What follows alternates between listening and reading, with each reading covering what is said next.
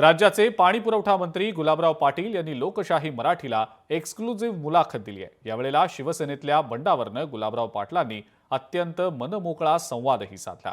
बाळासाहेबांच्या मुलानं विचार सोडले आणि त्या रागातनं आम्ही त्यांना सोडून गेलो, पण आम्हाला दुःख देखील झालं। मातोश्री आमचं कुटुंब होतं, आमचा देव्हारा होता। आजूबाजूच्या भटजींनी देव्हारा बाटवला म्हणून देवाला सोडून गेलो, असं गुलाबराव पाटील म्हणतात। उद्धव ठाकरेंनी संजय राऊतांना बाजूला करावं असा सल्ला सुद्धा गुलाबराव पाटलांनी दिलेला आहे।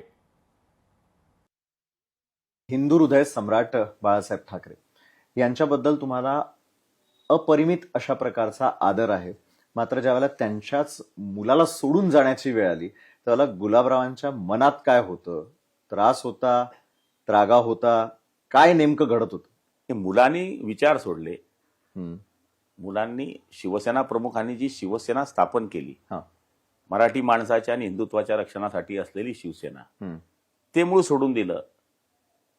त्याचा राग आमच्या डोक्यात होता, पण त्यांना सोडतानाही दुःख होतं की आपण ज्या घरामध्ये 35 वर्ष राहिलो त्या घरातून आपण आज बाहेर जातोय। एखादं घर आपण भाड्याने घेतलं आणि भाडेकरू म्हणून जेव्हा जातो तेव्हा सुद्धा आपल्याला दुःख होतं। आठवणी सोडून जात। इथं मातोश्री आमचं कुटुंबाचं सगळ्यात प्रमुख घर होतं, आमचा देवारा होता। त्या देवाऱ्यातल्या देवाला सोडून जाताना ज्याप्रमाणे माणसाला दुःख होतं त्याच प्रमाणचं दुःख आम्हाला होत होतं। पण शेवटी आजूबाजूला आलेले जे भटजी होते त्यांनी पूर्ण देवारा बाटवला, त्यामुळे नाईलाजाने आम्हाला तिथून निघून जावं लागलं। पण शेवटी बाळासाहेबांच्या बद्दल जे आहे आज आम्ही जे बसलोय ते फक्त बाळासाहेबांच्या आशीर्वादामुळे आहे।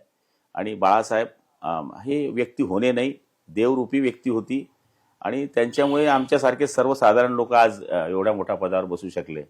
अजूनही उद्धव साहेबांना माझी सल्ला आहे की संजय राऊतांना बाजूला करा। त्यांनी शिवसेना संपवली, राष्ट्रवादी संपवली, काँग्रेस संपवली, तुम्हालाही संपवणार।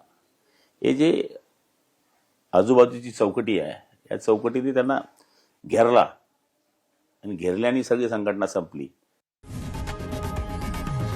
लोकशाही मराठी ऐका, पहा, जागरूक रहा।